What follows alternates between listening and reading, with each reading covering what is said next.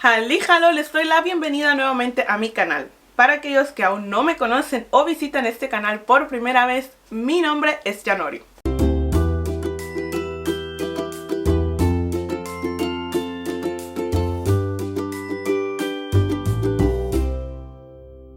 Este video es la continuidad de mi video anterior, así que si aún no lo has visto, te lo dejo aquí arribita para que no te lo pierdas. Bueno, como les había contado antes, hoy tenemos invitada en el canal. A ver, dinos, cuéntanos, ¿quién eres? Ich heiße Alicia und bin Hebamme und Mama. Von wo kommst du? Erzähl uns ein bisschen mehr. Cuéntanos un poco más, de dónde vienes. Ich bin Schweizerin und habe auch immer in der Schweiz gelebt. Ich habe nach der Ausbildung zur Hebamme habe ich ungefähr 4 Jahre oder 4,5 Jahre gearbeitet, ja, auf verschiedenen Stationen, und danach bin ich Mama geworden und jetzt bin ich seit fast 4 Jahren nicht mehr berufstätig. Ah, sehr spannend. Partera, dijiste. ¿Qué es exactamente una partera? Hebamme hast du gesagt. Was heißt das? Was macht genau eine Hebamme? In der Schweiz, also eigentlich generell Hebammen sind Fachfrauen für Schwangerschaft, Geburt und Wochenbett. Wenn etwas nicht in Ordnung ist, und das ist unsere Aufgabe, das herauszufinden, ob alles gut ist oder nicht. Wenn etwas nicht gut ist, dann ist es unsere Aufgabe, auch an Ärzte weiterzuleiten oder mit Ärzten zusammenzuarbeiten. Die meisten Hebammen arbeiten im Spital, im Gebärsaal, da wo die Babys auf die Welt kommen. Und da ist es unsere Aufgabe, zu überwachen, zu begleiten, zu helfen, Medikamente zu geben. Je nachdem, was für Medikamente, müssen wir zuerst die Ärzte fragen, je nachdem dürfen wir einfach auch selber machen.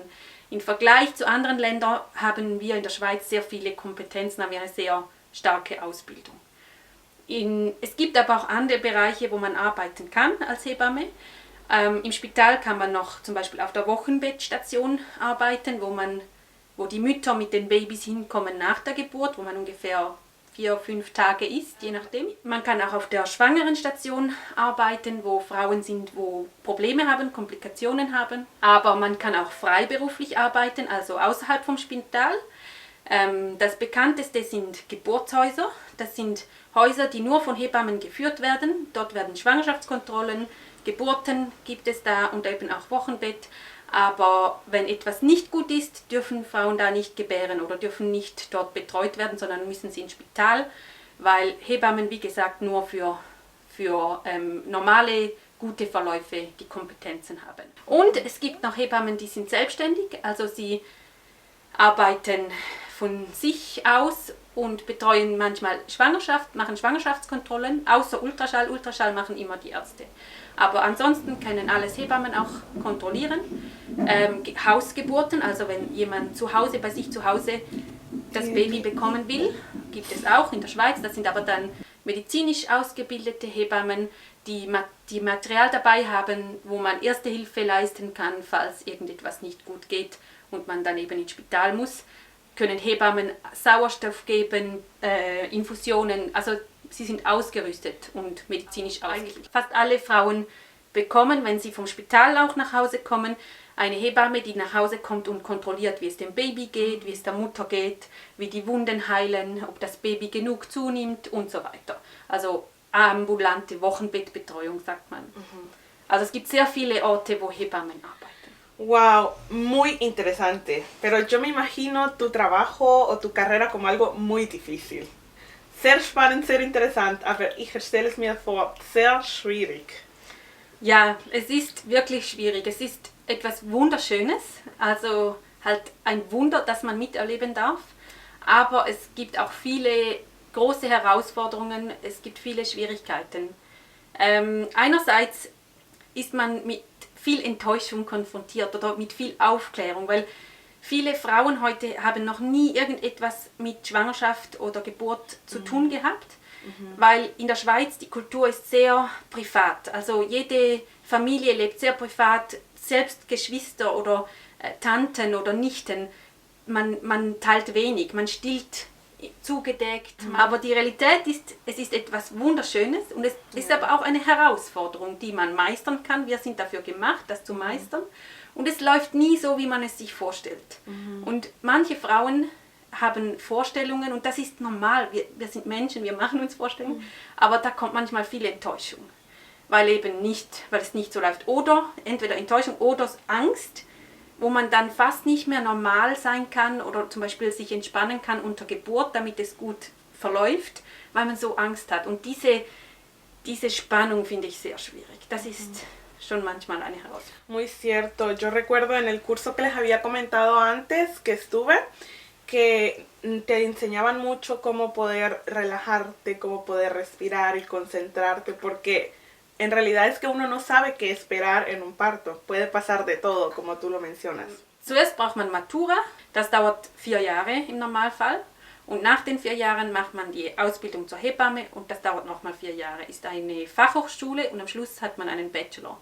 Aber es ist nicht nur Studium, sondern halt auch Praktikum. Also man verbringt einen Teil an der Universität und einen Teil in den Spitälern, in verschiedenen Spitälern, auf verschiedenen Stationen. Okay, entonces son, como decir, 8 años. Wow, eso es bastante tiempo. Yo sí me imaginé porque, o sea, imagínate, tú estás ahí en el momento que nace un bebé. Puedes ayudar o puedes estar presente. Entonces sí me imaginé que sería algo como médico. Genau, ich habe schon gedacht, dass das wie ein medizinischer Beruf ist, weil du bist dabei, wenn man ein Baby auf die Welt bringt oder du kannst dabei sein und mithelfen.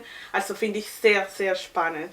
Das ist es ist spannend und ich denke, das, was schwierig ist daran, warum es so eine gute Ausbildung braucht, ist, man muss unterscheiden können und merken können, wenn etwas nicht gut läuft und schnell reagieren. Es gibt viele Szenarien, die ganz selten vorkommen, aber wenn sie vorkommen, muss man alles richtig und schnell machen. Selbst eben, wenn nur ein Kind noch nicht so gut atmen kann nach der Geburt. Das kommt manchmal vor, ist eigentlich nicht so schlimm, wenn es einfach ein bisschen Unterstützung beim Atmen bekommt, aber eine Hebamme muss den Blick haben, man muss viel Erfahrung haben und sehen, ist es jetzt noch okay, braucht es einfach noch ein bisschen Zeit oder jetzt muss man beatmen, braucht es Hilfe.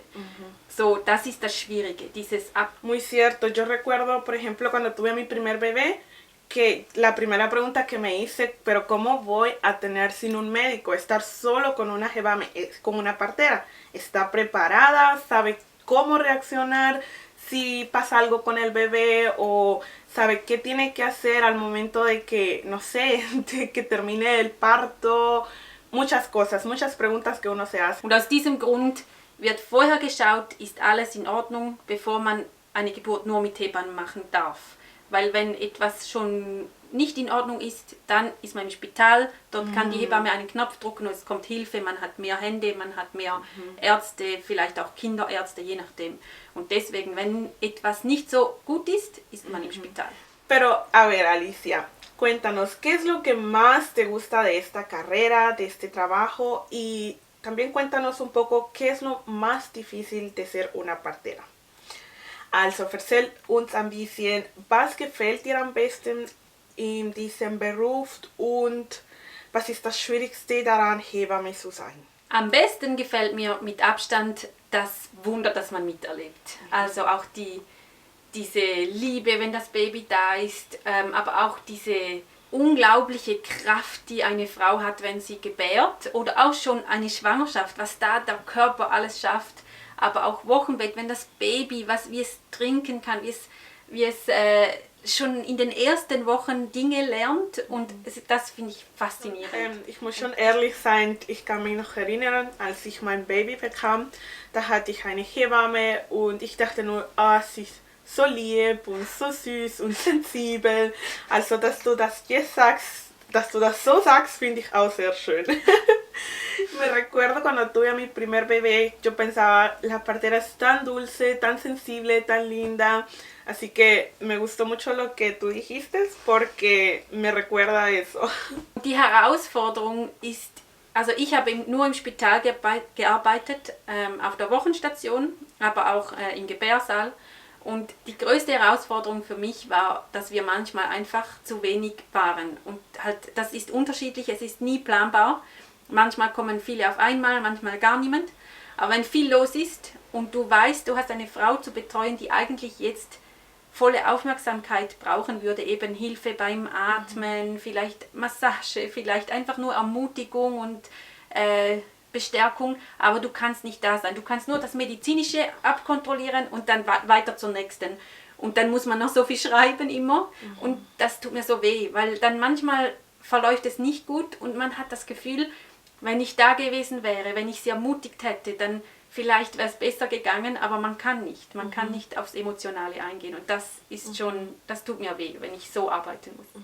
Muy cierto, yo les había comentado en el video anterior que una de las razones por las que nosotros no queríamos ir al hospital era precisamente por eso, porque el trato es muy diferente. La verdad es que las parteras o las enfermeras o los doctores tienen mucho trabajo, no tienen mucho tiempo y pues hay que trabajar con precisión. Entonces fue una de las razones por las cuales nosotros decidimos ir a una casa de partos, porque son muchas mujeres menos, y el trato es muy diferente. ¿Qué le dirías a todas esas mujeres o a todas esas personas que están interesadas en ser parteras, en estudiar esta carrera? Was würdest du denen sagen, die Hebammen sein wollen? Ich würde es ähnlich sagen wie Frauen, die eine Geburt, also die schwanger sind und eine Geburt vor sich haben. Es ist eine Herausforderung, aber du schaffst das. Also und es kommt nie so, wie du denkst. Auch wie bei der Geburt, du weißt nie, was kommt. Du musst für alles offen bleiben. Also sei nicht so idealistisch, denk nicht, dass es nur Baby und süß ist, aber du musst auch keine Angst haben. Du machst einfach einen Schritt nach dem anderen und du findest heraus, wie du als Hebamme bist. Und es ist etwas Wunderschönes, aber es ist eine große Herausforderung. Keinen Tag, an dem du arbeiten gehst, weißt du, was kommt. Es kann sein, dass du hinkommst, es ist alles ruhig, keine Frau da und 2 Stunden später 7 Frauen, alle wehen, alle Schmerzen, Action, überall rennen. Das weiß man nie. Genau. Alicia, muchísimas gracias de verdad por estar aquí hoy, por estar con nosotros y contarnos un poco sobre cómo ha sido para ti esta gran aventura, diría yo, de ser partera.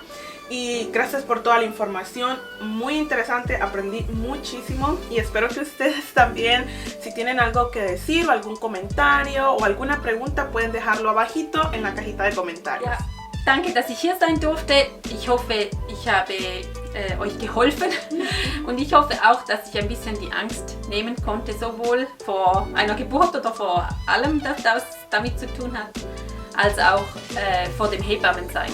Yo creo que sí nos quitó el miedo porque, como les había mencionado antes en el video anterior, para muchas mujeres esto de tener compartera es muy raro o muy nuevo. No estamos acostumbradas, por ejemplo las latinas, a un mundo donde solo podemos tener comparteras. Así que muy interesante, muchísimas gracias por haber estado con nosotros. Es hat mich sehr gefreut. Danke.